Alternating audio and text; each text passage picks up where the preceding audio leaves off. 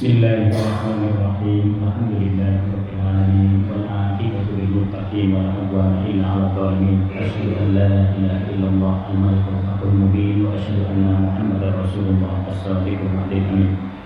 Allahumma shalli wa sallim wa barik ala Muhammad wa ala alihi wa sahbihi ajma'in wa man tabi'ahum bi ihsan ila yaumiddin. Yang sama-sama kita muliakan sebuah pembangunan Masjid Bidiriah, para pengurus DKI, ketua dan pengurus majelis taklim, para sesepuh, para ahli ilmu, ahli ibadah yang senantiasa dimuliakan, disehatkan, diberkahi oleh Allah Subhanahu wa Ta'ala dalam semua umur dan kegiatan. Amin ya rabbal alamin. Pagi ini insyaallah kita lanjutkan kajian tafsir Al-Quran surah Al-An'am ayat 91. Surah Al-An'am 91.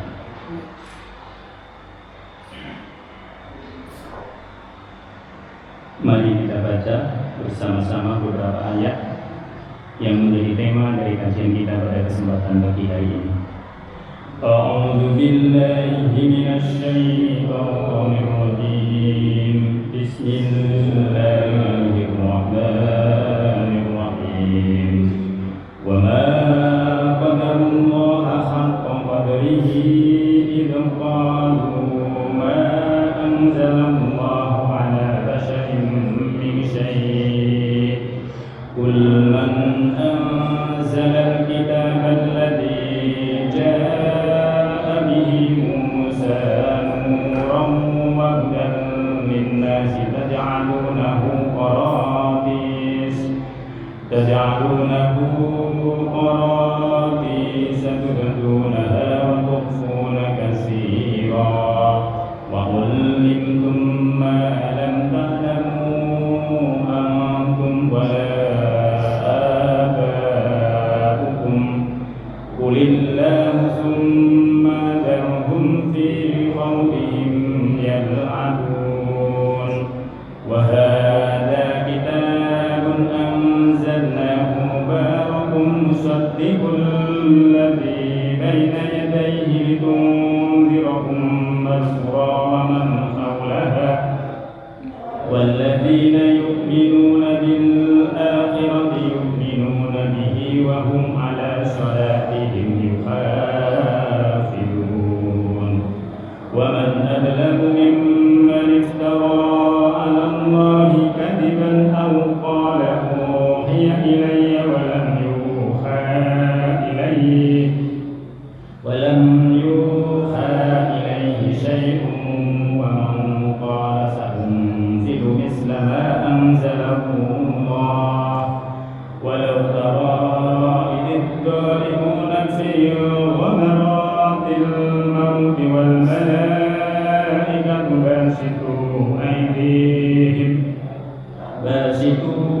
aydihim akhrijuu anfusakum al-yawma tujzawna 'adzabal huni bima kuntum taquluna 'ala Allahi ghairal haqqi wa kuntum an ayatihi tastakbirun. Wa laqad ji'tumuna furada kama khalaqnakum awwala marratin wa taraktum ma khawwalnakum wara'a dhuhurikum wa ma tara ma'akum shufa'akum alladhina ja'altum annahum fikum shuraka' laqad taqatta'a bainakum wa dhalla 'ankum ma kuntum tas'umun.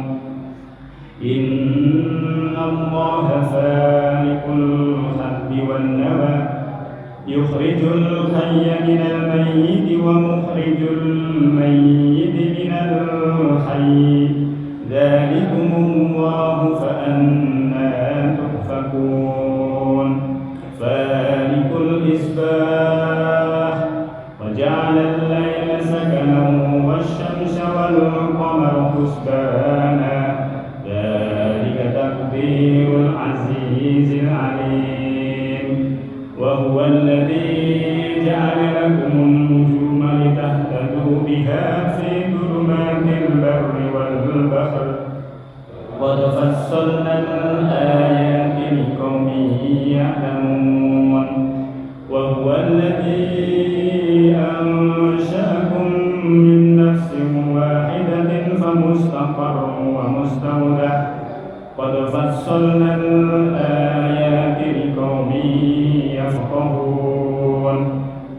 وهو الذي أنزل من السماء ماء فأخرجنا به نبات كل شيء فأخرجنا منه خضرا نخرج منه حبا متراكبا ومن النخل من طلعها كنوان دانية وجنات من أعناب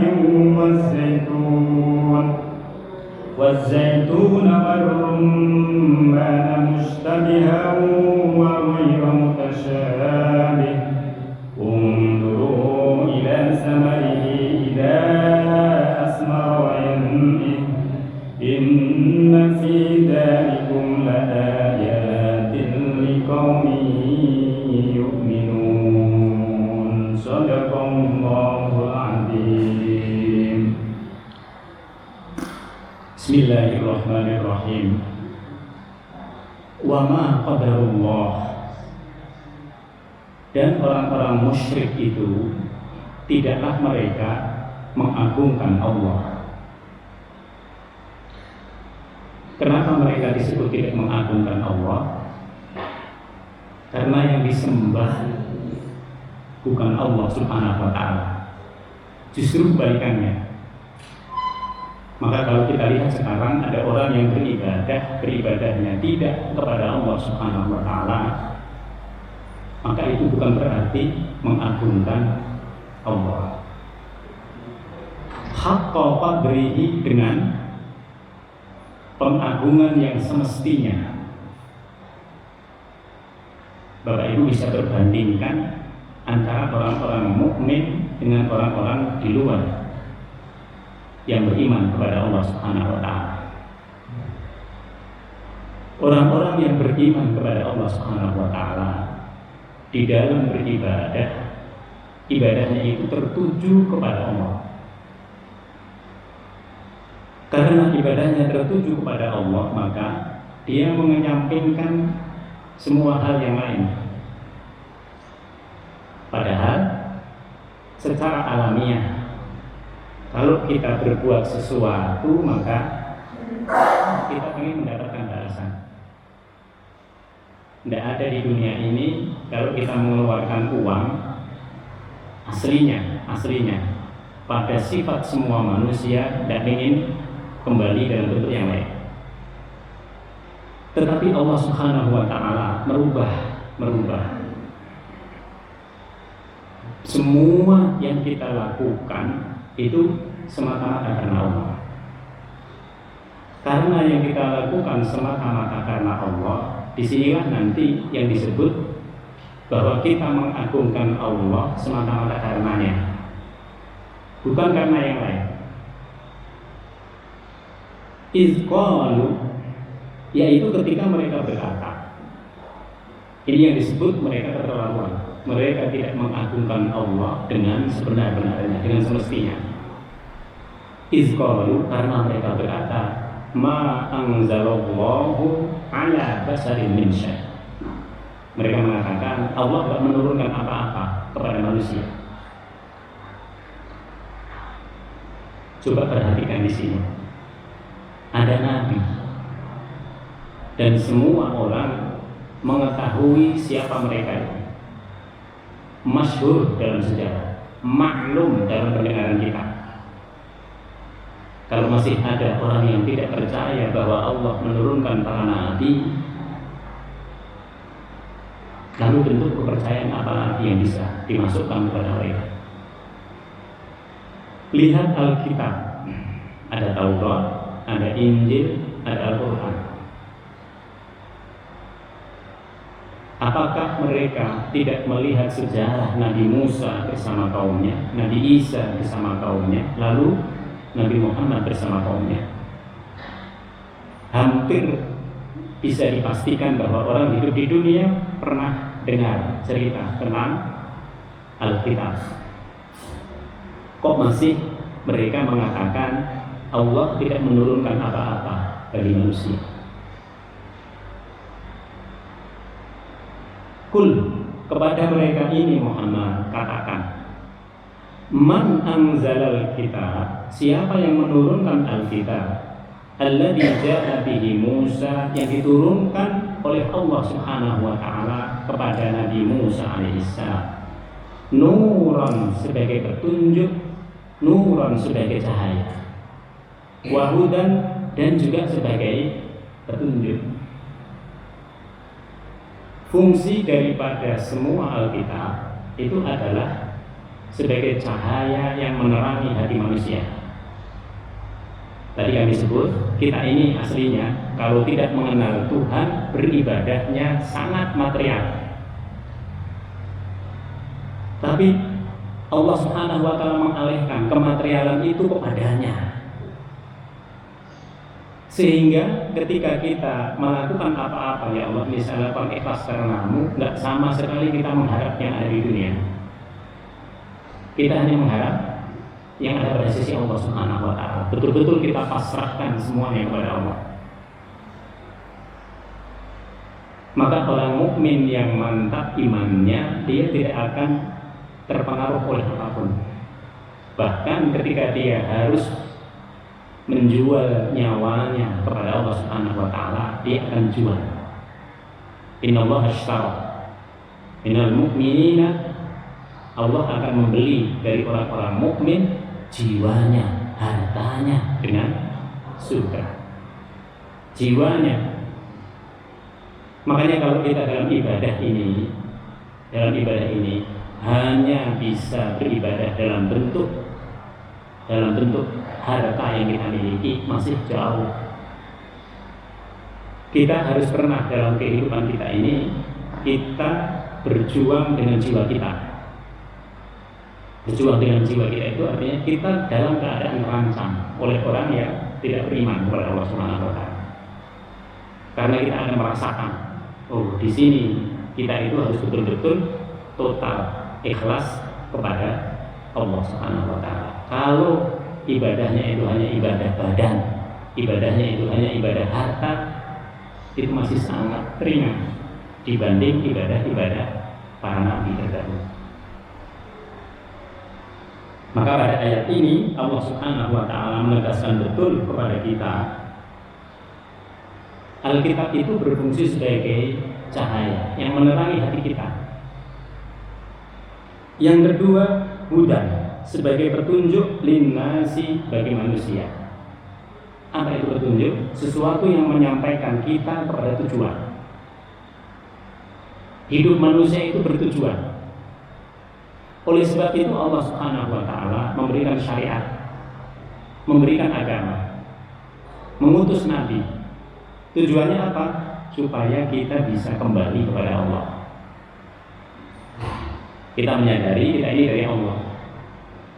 Walaupun ada orang tua kita, orang tua itu hanya sebagai lantaran saja keberadaan kita, tapi aslinya keberadaan kita itu dari Allah. Nah, sering kita katakan inna lillahi wa inna ilaihi raji'un. Kita akan kembali kepada Allah. Allah menghendaki dengan ajaran agama ini kita betul-betul bisa kembali kepada Allah. Karena itu ikutin Alkitab yang berfungsi sebagai nur, sebagai hidayah. Oleh sebab itu maka semua amalan yang bisa kita lakukan di dalamnya terselip hidayah. Hari ini kita bisa berkumpul di sini itu karena ada hidayahnya Allah. Kalau nggak ada hidayahnya Allah, nggak bisa. Hidayah itu harus diusahakan. Kalau kita tidak memaksa untuk bisa berkumpul di sini, tidak bisa. Kita harus paksa karena keinginan kita ini banyak yang ada di dalam hati. Maunya kita itu bermacam-macam. Salah satu di antara kemauan yang bermacam-macam itu harus ada yang kepada Allah. Harus ada yang kepada Allah. Maka dalam hidup ini nanti ada yang betul-betul kita 100% kita tujukan kepada Allah, ada yang 50-50, ada kepada Allah, ada juga kepada dunia. Nanti yang seperti ini boleh. Kalau kita sholatnya itu adalah sholat yang 5 waktu, itu bisa dikatakan 100% karena Allah. Tapi kalau kita sholat duha, Kalau kita sholat malam itu karena ada sesuatu, ya Allah saya ingin dimudahkan urusan ini, ya Allah saya ingin dilancarkan, ya Allah saya ingin tujuan saya tercapai, saya puasa. Dan yang begitu itu boleh dalam agama.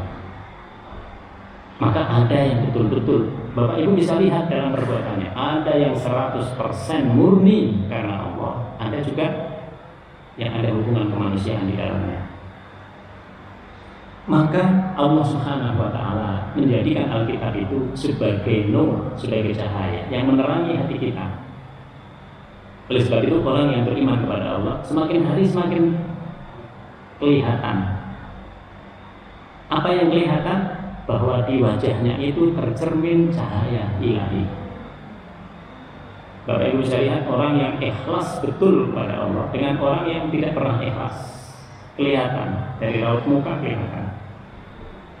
Maka di sini disebutkan Al-Quran itu, Alkitab itu yang diturunkan At-Taurat kepada Nabi Musa alaihissalam itu adalah nurun wa hudan bagi manusia. Taj'alunahu qaratis, yang kalian jadikan nanti Alkitab itu dalam bentuk kertas-kertas, dicetak oleh mereka, dibaca oleh mereka, dan itu real dibaca oleh kaum Bani Israel. Seperti Al-Quran ini, semula wahyu yang berasal dari Allah Subhanahu wa taala kepada Nabi Musa alaihissalam lalu dicetak dalam bentuk kertas-kertas. Supaya apa? Supaya orang lebih banyak bisa mengambil manfaat darinya. Taj'alunahu qaratis tubdunaha, yang telah kalian perlihatkan sebagiannya untuk diajarkan seperti ini. Kenapa dibuat menjadi kertas-kertas? Kalau ini tidak dibuat menjadi kertas-kertas, sulit bagi kita untuk mempelajari seperti ini. Karena kita harus berdasarkan hafalan kita. Al-Quran itu bacaan aslinya. Aslinya bacaan. Karena dia bacaan, maka dia dihafal aslinya. Tapi karena banyak di antara kaum muslimin nanti yang tidak bisa menghafal seluruh Al-Quran, maka dia dibuat dalam bentuk cetakan-cetakan. Ini kemaslahatannya, sehingga kita bisa belajar dari situ. Ini yang disebut dengan tubdunaha. Kalian perlihatkan kertas-kertas itu, kalian pelajari, kalian ambil dari situ cahaya dan juga petunjuk yang berasal dari Allah Subhanahu wa taala. Sehingga orang yang beriman itu semakin hari semakin baik. Semakin hari semakin banyak ibadah yang mesti dilakukan. Wa tukhfuna katsiran. Nah, ini kelakuannya orang-orang Bani Israel. Di antara Alkitab itu disembunyikan sebagian besarnya, tidak disampaikan kepada orang-orang yang lain. Bahkan nanti mereka mengatakan, engkau ganti sebagian dari ayat-ayat yang terdapat di dalamnya. Coba, engkau ganti. Jadi Taurat maupun Injil itu masih ada kemungkinan untuk dirubah oleh manusia, tapi tidak dengan Al-Quran. Kenapa? Karena Allah nanti menjadikan Al-Quran sebagai mukjizat. Mukjizat itu sesuatu yang mengalahkan yang lain. Maka Al-Quran akan terpelihara sampai akhir zaman. Satu-satunya kitab yang dijadikan oleh Allah sebagai mukjizat adalah Al-Quran. Ibu coba aja nulis kemudian salah, orang akan mengatakan itu salah. Banyak orang yang bisa melakukan perbaikan dari Al-Quran. Kalau kita membaca salah aja, orang tahu ini salah. Maka apa yang dilakukan oleh orang-orang Bani Israel itu tidak dilakukan oleh orang Islam. Orang Islam tidak menyembunyikan satu ayat pun dari Al-Quran. Maka dari zaman sahabat turun kepada tabi'in, tabi'in turun kepada tabi'in, terus sampai sekarang. Begitulah keberadaan Al-Quran.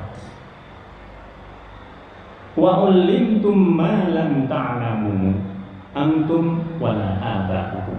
Dan Alkitab itu, Taurat itu mengajarkan kepada kalian, wahai kaum Bani Israel, apa-apa yang kalian sebelumnya sama sekali tidak tahu. Apa yang kalian tidak tahu? Kalian dulu tidak tahu bahwa Tuhan itu adalah Allah. Ini orang Bani Israel. Kalian dulu tidak punya pengetahuan bahwa Allah itu punya malaikat-malaikat, bahwa nanti ada hari kebangkitan, bahwa kita akan ditimbang amalan kita oleh Allah Subhanahu wa taala. Apakah kita menjadi ahli surga ataupun ahli neraka? Kenapa di sini dikatakan wa ullimtum, kalian diajari? Karena ilmu yang gaibnya hakiki seperti itu hanya bisa disampaikan melalui wahyu. Tidak ada orang yang bisa memahami, bahkan seorang filosof sekalipun tidak bisa. Filosof itu bagus dalam kaitan dengan hal-hal yang sifatnya alamiah di dunia, tetapi kalau sifatnya dengan ilahiyah tidak bisa dia, karena dia belum pernah mati, ya kan? Belum pernah mati, karena kalau orang sudah mati nggak mungkin dia hidup lagi. Dia tidak pernah ditimbang nanti amalannya, dia belum pernah hidup di akhirat. Maka semua yang gaib, yang hakiki itu yang tahu hanya Allah, dan itu disampaikan melalui keimanan. Maka ilmu itu ada dua, ilmu yang akli berdasarkan akal manusia, ilmu biologi, ilmu fisika, ilmu filsafat, semua ilmu yang ada di dunia ini akli. Ada yang nakli. Nakli itu yang dipindah dari Allah Subhanahu wa taala kepada para nabi lalu disampaikan kepada kita. Maka dalam hidup ini ada ilmu akli, ilmu nakli. Kita ini nggak tahu bahwa kita ini punya roh, tapi roh itu ada dalam jiwa kita. Buktinya kalau roh seseorang itu dicabut oleh Allah Subhanahu wa taala, dan bisa lagi dia kumpul bersama kita di sini. Cuman kita nggak tahu di mana ini, roh ini ada di mana. Setiap hari kita sudah mengalami kematian. Tidur kita adalah gambaran tentang kematian kita. Cuman nanti dikembalikan oleh Allah. Yang tidak dikembalikan oleh Allah, tidurnya terus, nggak bangun lagi. Dia kita sebut dengan mati. Coba di sini jelas sekali bahwa Allah Subhanahu wa taala mengajarkan banyak hal, termasuk tadi keikhlasan kepada Allah. Itu kalau bukan dari agama tidak bisa. Bukan hanya kita, antum wala aba'ukum, orang tua kita, pendahulu kita juga tidak akan bisa mendapatkan sesuatu kalau tidak diajarkan ilmunya itu oleh para nabi. Kul, katakan Muhammad, Allah yang menurunkan semua itu. Allah yang mengajari kepada manusia tentang kepercayaan akan hal yang baik. Allah yang menurunkan Alkitab. Allah yang menjadikan dari Alkitab itu petunjuk dan juga cahaya yang menerangi kita. Cahaya ini nanti kelihatan sekali kalau kita sudah di akhirat. Orang yang biasa wudhu nanti begitu bangun dia dari alam barzahnya, kelihatan mana yang mukanya, tangannya, kakinya bercahaya, mana yang tidak. Oleh sebab itu ada sahabat yang pintar, sahabat Abu Hurairah. Dia kalau wudhu tidak hanya sampai di sikunya, kita terusin sampai sini. Ketika ditanya, ya Abu Hurairah, kenapa engkau wudhunya sampai ke pangkal tangan di sini? Karena aku pengen berbeda dengan yang lain. Nanti di akhirat kalau ada orang yang cahayanya sampai ke pangkal paha, itu berarti aku. Ya, Abu Hurairah. Nah, ini kecerdasan dari para sahabat, di antara sahabatnya Rasulullah SAW. Summa darhum fi khawdihim ya'adu. Setelah engkau katakan Muhammad bahwa Tuhannya itu adalah Allah, Tuhan manusia, bahwa Allah menurunkan Alkitab, bahwa Allah menurunkan para nabi, kalau mereka masih tidak beriman, zarhum, tinggalkan mereka. Fi khawdihim yal'abun, tinggalkan mereka bermain-main dalam kesesatan. Jadi orang yang tidak menyembah Allah, walaupun dia merasa bahwa dia beribadah, sebenarnya mereka lagi bermain dalam kesesatan. Kalau orang bermain dalam kesesatan, itu sama dengan orang yang terus mendapatkan petunjuk. Semakin dia beribadah, berbakti, semakin dia jauh dari Allah Subhanahu wa Ta'ala. Semakin dia sesat, semakin hitam hati dan juga pikiran-pikirannya. Wahada kitabun anzalnahu mubarakun, dan kitab Al-Quran ini, Allah menyatakan kitab Al-Quran ini anzalnahu, kami turunkan kepadanya, yaitu kepada Nabi Muhammad SAW, mubarakun, yang penuh dengan keberkahan. Apa arti keberkahan itu sih? Segala sesuatu yang mantap itu keberkahan. Kita beriman, lalu kemudian kita belajar terus menjadi mantap, amalan kita menjadi sangat bagus, itu namanya berkah. Keberkahan juga berarti kebajikan yang banyak, yang terus menerus berjalan dan beraneka ragam. Itu keberkahan. Kalau kita bisa beribadah dari sholat yang fardu terus, nanti akan bahasa Jawanya itu berentek. Nanti akan dia berpengaruh kepada sholat yang sunnah. Dulu kita nggak tahu ya, ternyata ada sholat duha. Allah ngasih tahu.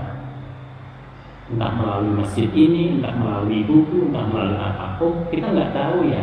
Ternyata ada sholat tahajud. Oh, kita nggak tahu ya kalau ada apa-apa itu kita harus sholat hajat. Oh, kita nggak tahu ya dalam sehari semalam itu sebisa mungkin kita sholat taubat. Oh, kita nggak tahu ya ternyata paling tidak dalam satu umur hidup kita ini kita bisa sholat tasbih. Nanti malam itu kita akan sholat tasbih di sini. Habis isya kita sholat tasbih, lalu habis maghrib kita sholat tasbih, kita lanjut nanti habis isya tahlil.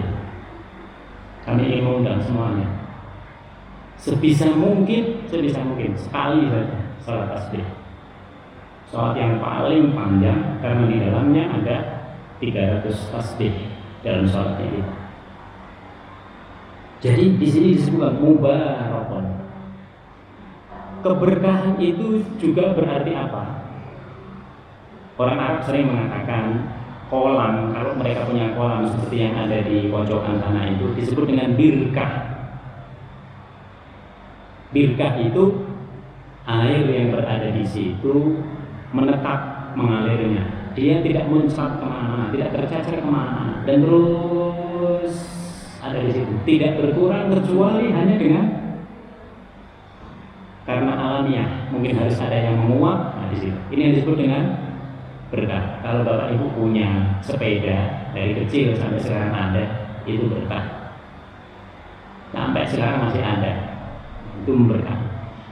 Al-Quran itu disebut oleh Al-Asbahani sebagai kitab yang memberkahi. Kenapa? Karena kebaikan yang terdapat di dalamnya itu tidak terukur oleh kemampuan alat ukur kita. Ini kita baca hari ini begini, nanti ada orang lain membaca persis ayat ini, ibu akan mendapatkan sesuatu yang berbeda dari yang sekarang. Karena ternyata bukan hanya ayat-ayat dalam Al-Quran, setiap kata yang ada dalam Al-Quran itu memancarkan cahaya. Dan cahaya itu ketika disampaikan seperti ini, berbeda-beda kita menerimanya, berbeda-beda kita memahaminya. Termasuk keberkahan itu adalah yang apa yang sudah kita ketahui bisa kita laksanakan, itu berkah. Jadi antara ilmu yang kita miliki dengan pelaksanaannya itu klop. Apa yang diomongin itu ternyata bisa diamalkan. Banyak sekali arti keberkahan. Al-Quran itu kitab yang kandungannya mengandung kebenaran yang abadi. Tidak ada di dunia ini ada kitab yang ada buku yang tidak direvisi. Tidak ada. Kalau Bapak Ibu lihat karya-karya orang, dia akan selalu direvisi. Kenapa? Karena dia menganggap ini sudah tidak sesuai dengan zamannya, harus dirubah. Tapi tidak dengan Al-Quran. Tidak dengan Al-Quran. Al-Quran itu semakin kita baca, semakin kita rindu kepadanya. Maka hari yang paling istimewa dalam seminggu kita itu, lihat di mana kita banyak membaca ayat Al-Quran. Karena itu yang paling mudah. Kita baca satu huruf itu pahalanya 10. Kalau kita baca satu ayat itu sudah berapa kali? Tidak ada di dunia ini orang yang bisa memberikan kebaikan seperti itu. Maka tadi kami sebut kebaikannya itu tidak bisa diukur dengan alat ukur. Itu Al-Quran. Belum lagi nanti menerangi hati kita. Belum lagi ya Allah kita bisa begini karena Al-Quran. Ya Allah kita merasa mendapat keberkahan karena Al-Quran. Maka semua perbuatan baik yang dilakukan oleh manusia yang beriman itu memberkahi. Oleh sebab itu perbuatan orang-orang yang beriman berbeda dengan yang tidak beriman. Sama-sama kita bekerja di satu tempat. Yang satu beriman, yang satu tidak. Bapak Ibu bisa lihat, yang satu merasa kok kurang, kok ini. Yang beriman merasa ya Allah, alhamdulillah, sudah cukup. Dia bisa mencukupkan dengan apa yang ada. Inilah keberkahan. Kalau dalam bentuk makanan, keberkahan itu sedikit tapi mencukupi. Kalau dalam bentuk ilmu, keberkahan itu bisa kita amalkan. Kalau dalam bentuk semua yang kita miliki harta, berarti dia memiliki kebaikan yang melampaui dari yang kita perkirakan. Jadi keberkahan itu artinya sangat banyak, sehingga kalau Al-Quran disebut mubarakun, memberikan keberkahan, itu tidak terhingga. Maka jangan tinggalkan Al-Quran. Dalam sehari kalau bisa cari waktu untuk bisa membaca, entah hanya beberapa ayat, entah cuma satu lembar. Perhatikan nanti, kalau ibu bapak membaca satu lembar selesai dalam 2 tahun, lihat 2 tahun kemudian ibu baca terus, tidak mungkin nanti 2 tahun lagi akan berkurang dari 2 tahun. Terus begitu, terus akan menyusut terus. Kenapa? Karena kita tidak cukup lagi membaca satu halaman. Saking indahnya kita membaca Al-Quran, dan Al-Quran itu menenteramkan hati kita. Dalam keadaan apapun, kalau kita membaca Al-Quran, dia memberkahi. Maka disebut mubarakun. Musaddiqul ladzi baina yadayhi, yang membenarkan terhadap kitab-kitab yang diturunkan sebelumnya. Lihat Taurat, lihat Injil. Lalu persamaannya banyak sekali yang sama. Lalu lihat perbedaannya, syariatnya pasti berbeda. Maka Al-Quran itu dia kitab yang universal, kitab yang global. Tidak ada kitab yang seperti Al-Quran. Taurat itu untuk kaum Bani Israel, Injil itu untuk kaum Bani Israel. Tapi kalau Al-Quran hudan linnas, untuk seluruh manusia. Maka siapapun yang hidup bersama dengan Nabi atau sesudah Nabi sampai hari kiamat, sejatinya dia adalah umatnya Nabi Muhammad. Cuman dia nggak ngerti aja. Sayang kalau nggak ngerti. Kalau nggak ngerti berarti dia nggak akan bergabung nanti di surganya Allah Subhanahu Wa Taala. Oleh sebab itu orang hidup di dunia ini harus mencari tahu. Hidupnya bukan hanya hidup saja, tetapi dia harus mencari hakikat daripada hidupnya di dunia. Maka di sini dikatakan musaddiqul ladzi baina yadayhi walitunzira ummal qura wa man hawlaha. Dan Al-Qur'an ini dari pertama kali sampai hari kiamat nanti untuk litunzira, memberi peringatan kepada siapa? Ummal qura, kepada ibu dari desa.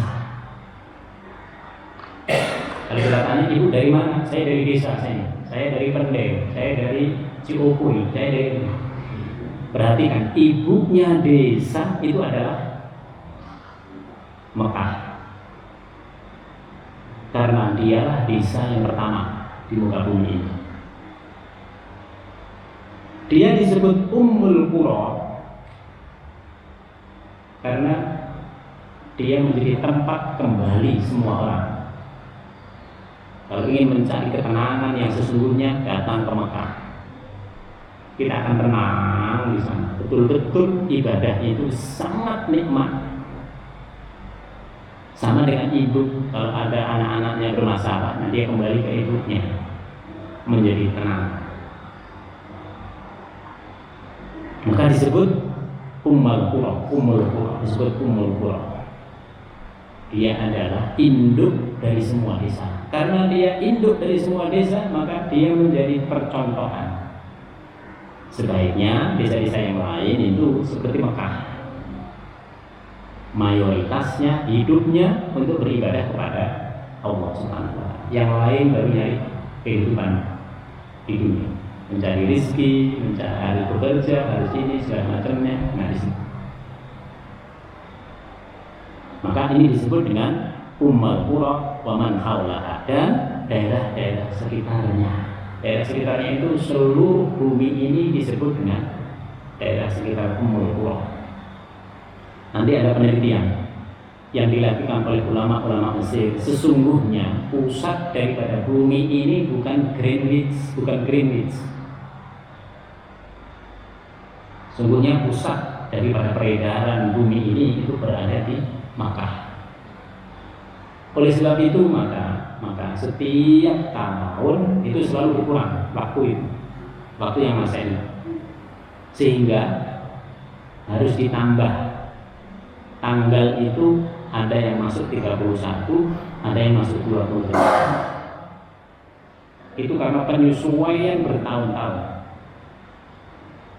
Ini menunjukkan bahwa ketika Allah menyebut Al-Quran, yang disebut Al-Quran itu tentang fenomena sesuatu, di dalamnya itu terdapat isyarat dan juga hikmah tentang sesuatu. Termasuk di sini Ummul Qura. Pusat daripada bumi ini sebenarnya di Ummul Qura. Al-Quran ini untuk memberi petunjuk kepada seluruh penduduk yang ada di muka bumi ini. Walladzina yu'minuna bil akhirah, dan orang-orang yang beriman kepada kehidupan di akhirat. Wa yu'minuna bihi, dan kemudian dia juga beriman kepada Al-Quran.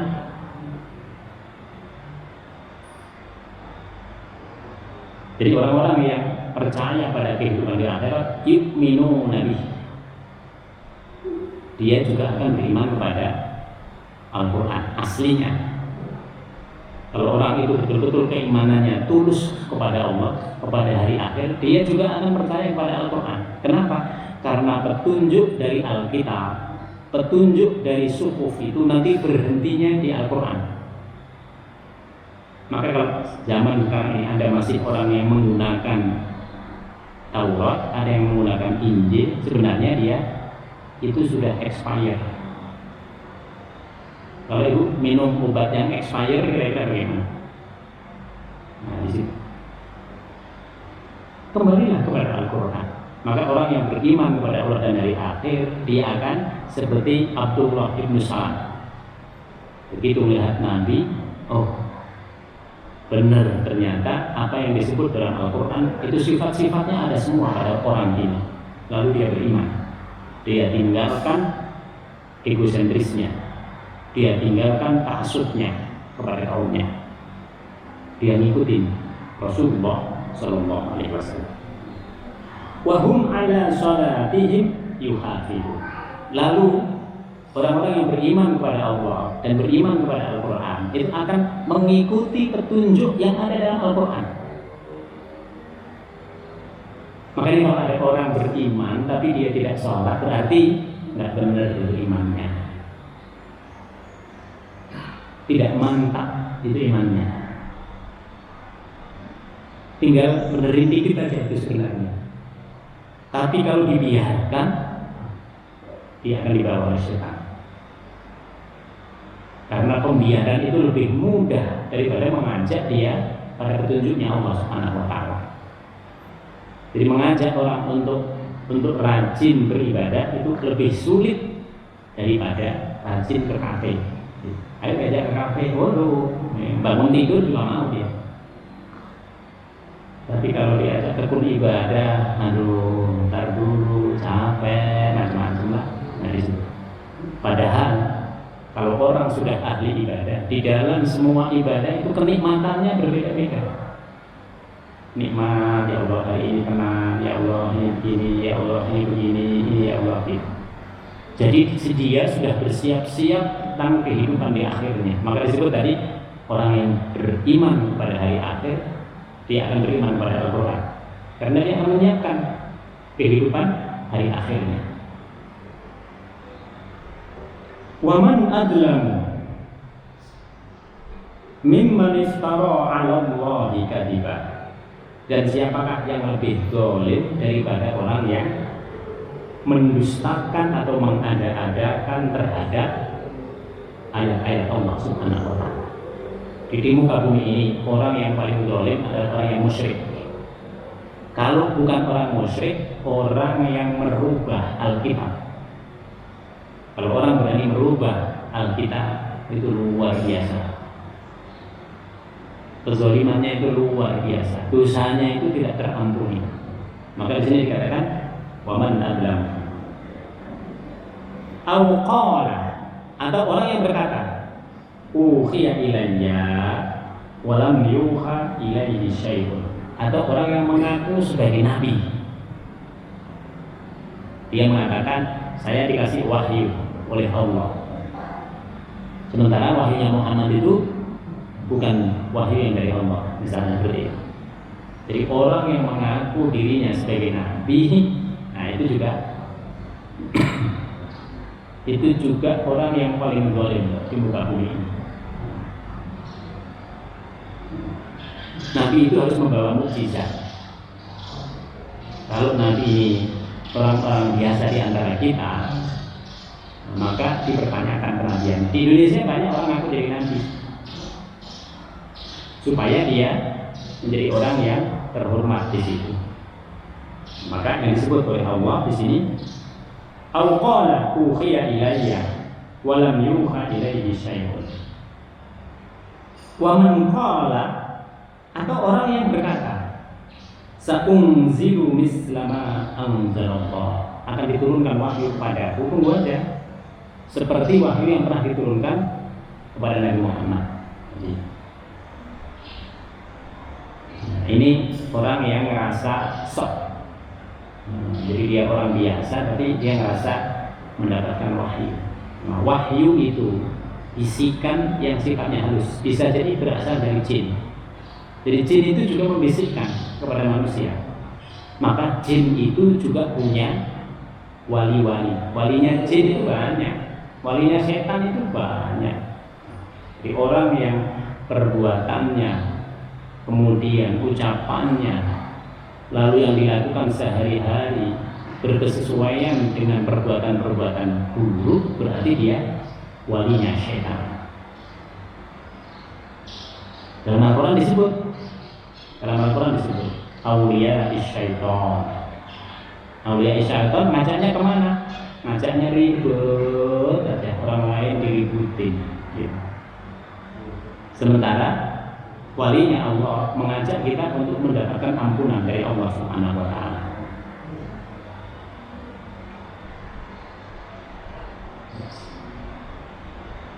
Walau tara idid dhalimuna fi ghamaratil mauti,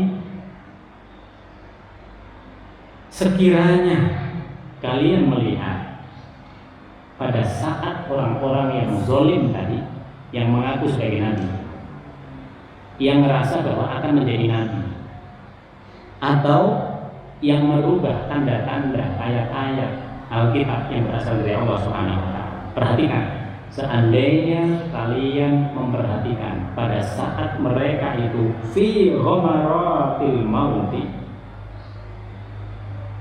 berada dalam ghamarat. Ghamarat itu kesakitan ketika ketika nyawa mau dicabut oleh Allah Subhanahu wa taala. Jadi sebelum orang meninggal dunia, itu nanti ditunjukkan amalannya.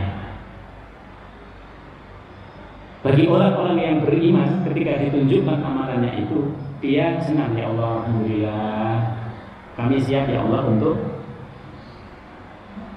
kembali kepadamu. Makanya orang-orang yang mentalkinkan mayat itu mengatakan, kami sudah ikhlas.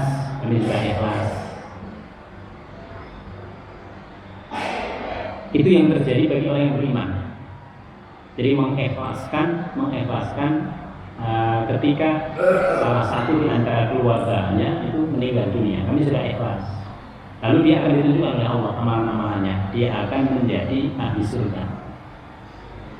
Tapi bagi orang yang mendustakan Alkitab, menganggap dirinya sebagai nabi, atau dia akan menjadi nabi, di sini ditunjukkan oleh Allah. Ketika mereka itu mau diwafatkan oleh Allah Subhanahu wa taala, fi ghamaratil maut wal malaikatu basitu aydihim. Malaikat itu memukul-mukul tangan orang itu, dipukul-pukul tangannya. Cuma kita nggak tahu. Malaikat ini kan makhluk yang tidak kelihatan oleh kita.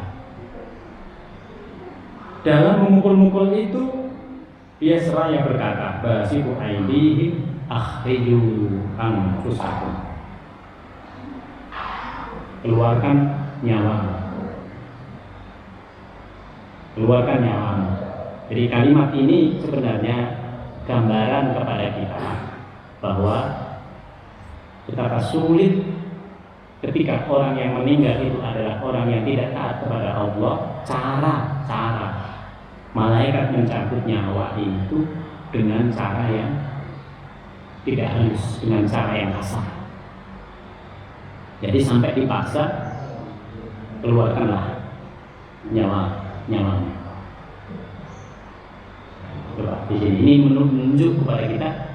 Dalam ayat yang lain dikatakan yatribuna wujuhahum wa adbarahum. Dalam ayat yang dikatakan mukanya itu dipukulin oleh malaikat, punggungnya juga dipukulin oleh malaikat.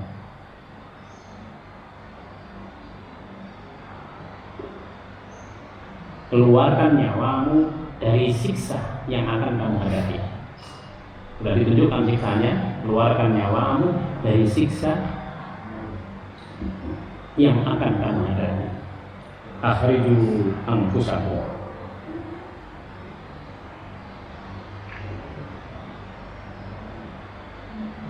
Al-yawma, pada hari ini ketika engkau akan dicabut nyawanya oleh Allah Subhanahu wa taala melalui malaikat Israil, al-yawma tujzauna adzabal huni, akan dibalaskan kepada kalian adzabal huni, azab yang sangat menyakitkan.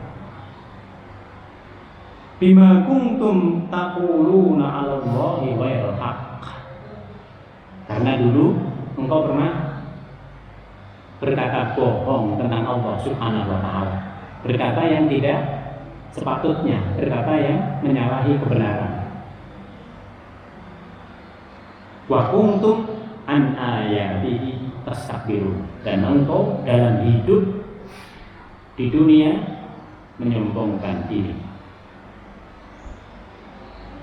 Jadi walaupun orang yang tidak beriman itu kelihatannya orangnya biasa-biasa saja, tapi sebenarnya dari sikapnya ketika dia tidak mau mengikuti perintahnya Allah itu menyombongkan diri. Kelihatannya biasa seperti kita, hidupnya biasa-biasa saja, tapi sebenarnya ketika tidak mau menyembah Allah itu sudah ada sikap menyombongkan diri kepada Allah. Kenapa di situ disebut sikap menyombongkan diri? Karena yang memberi umur dia itu Allah, yang memberi rezeki dia itu Allah, yang memberi segala-galanya itu Allah. Tetapi dia enggan untuk menyembah Allah. Sama dengan kalau kita punya orang di bawah kita kasih semuanya, tapi nggak nurut sama kita. Kira-kira gimana? Sama. Di situ bahasa yang digunakan oleh Allah adalah menyombongkan diri. Walaqad ji'tumuna furada, dan sungguh-sungguh ji'tumuna, kalian akan datang semua kepada kami furada, dengan sendiri-sendiri. Itu orang meninggal, walaupun meninggalnya itu bareng karena dibom itu, tapi menghadap ke Allah sendiri-sendiri. Meninggalnya bisa bareng, tapi kepada Allah menghadap sendiri-sendiri. Walaqad ji'tumuna furada, dan sungguh-sungguh kalian akan datang kepada kami sendiri-sendiri. Apalagi kalau meninggalnya sendiri, sudah jelas banget. Kalau meninggal sendiri, datang kepada Allah. Nanti kalau orang yang tidak beriman, didatangkan, dipaksa. Maka tadi kenapa orang yang tidak beriman itu dipaksa, dia dicabutnya itu dipaksa. Kenapa? Karena dia masih nggak mau hidup, nggak mau mati. Maka ada hadis yang mengatakan kalau seseorang itu dia senang bertemu dengan Allah Subhanahu Wa Taala pada saat sakaratul maut itu, dia akan dimudahkan. Dan itu adalah orang yang beriman. Ya Allah, kami sudah serahkan. Makanya orang yang meninggal itu sebelum meninggal, ketika dia sakit sudah kritis, ya Allah, saya sudah serahkan. Udah kita serahkan kepada Allah Subhanahu Wa Taala. Apa artinya? Dia sudah rela untuk meninggal, dia sudah ikhlas untuk meninggal. Karena itu Allah dengan senang hati nanti menerimanya. Tapi kalau yang tidak beriman, walaupun dikatakan kita sudah ikhlas dan ikhlas, tapi tetap di sini tidak. Kenapa? Karena ada pemaksaan dari malaikat mengatakan, keluarkan nyawamu itu dari dirimu sendiri terhadap siksaan yang kalian itu. Jadi berbeda. Jadi orang yang beriman itu kembali kepada Allah dengan sukarela.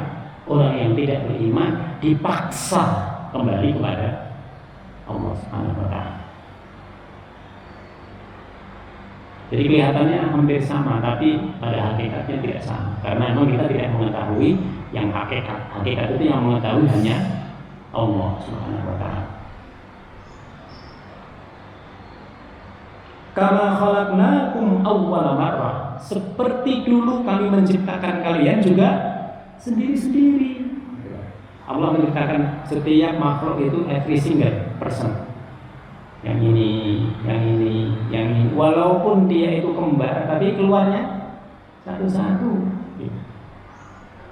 Yang ini didahulukan, yang dahulu nanti jadi kakaknya, yang belakangan nanti jadi adiknya, coba sendiri-sendiri. Maka itu walaupun kita satu keluarga, kita menghadap kepada Allah itu nanti sendiri-sendiri.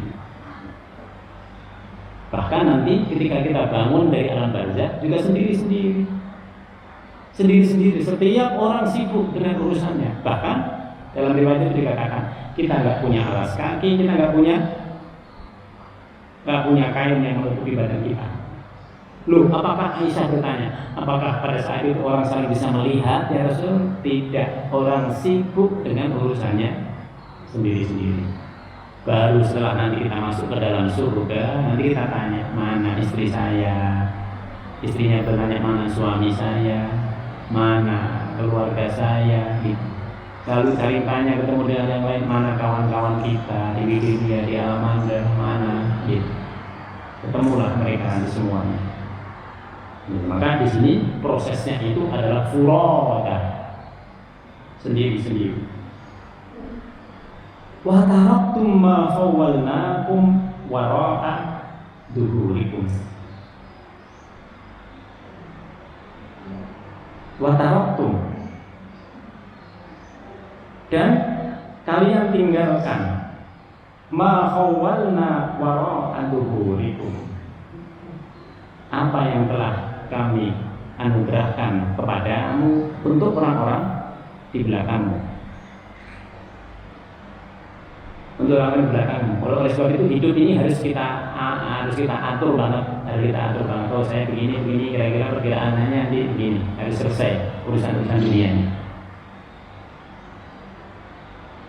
supaya kita tidak punya tanggung jawab kepada orang lain, supaya yang ada pada kita itu hanya anugerah yang diberikan oleh Allah. Ketika kita meninggal nanti menjadi warisan buat orang yang masih hidup. Maka Allah di sini menggambarkan sedemikian rupa bahwa ketika orang meninggal dunia nggak akan bawa apa-apa,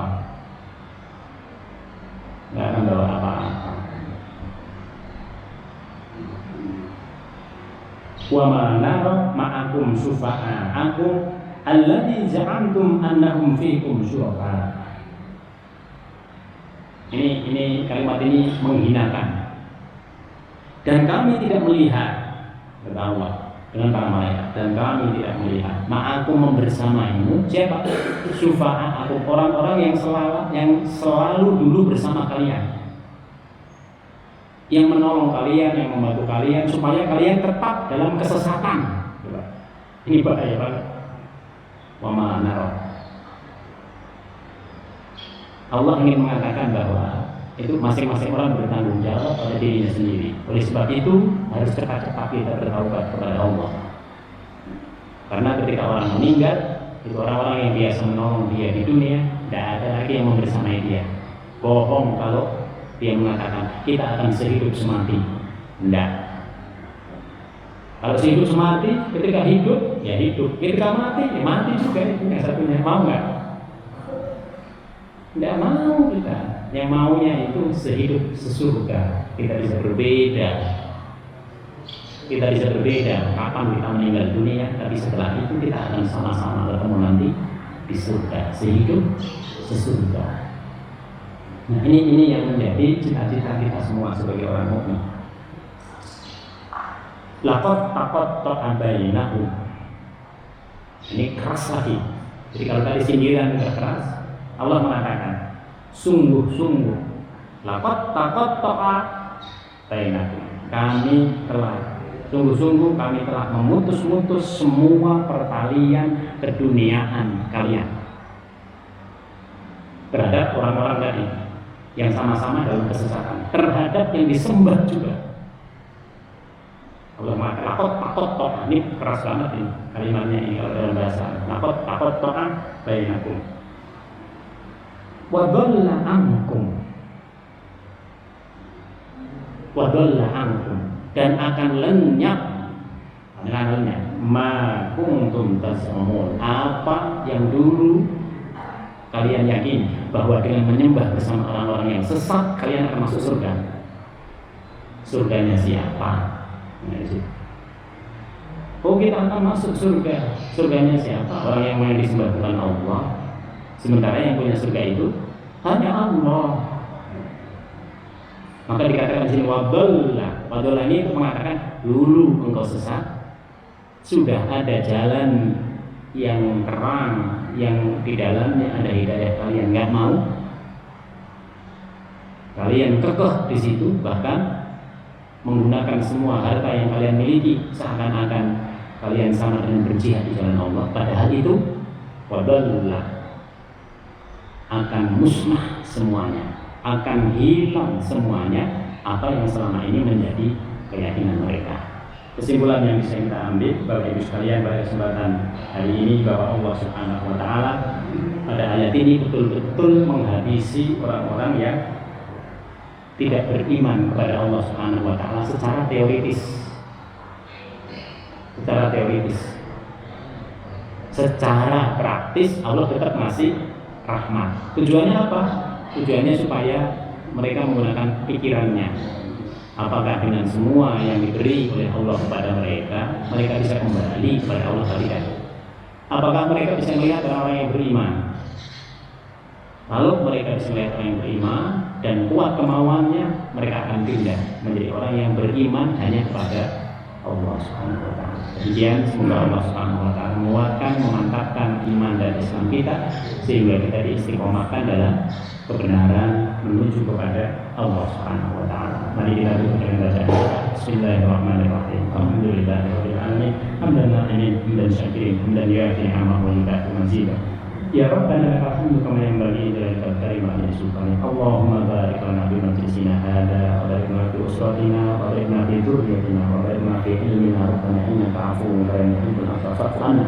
Allahumma ij'al jam'ana hadza jam'an mubarakan marhuma wa tafarraqna min ba'dihi tafarraqan ihsanan wa 'tsuma. Subhanakallahumma wa bihamdika nashhadu an la ilaha illa anta nastaghfiruka wa natubu ilaik. Subhana rabbika rabbil izzati amma yasifun wa salamun 'alal mursalin walhamdulillahi rabbil alamin. Demikian, jika ada kekurangan semua berasal dari kami mohon maaf. Assalamualaikum warahmatullahi wabarakatuh.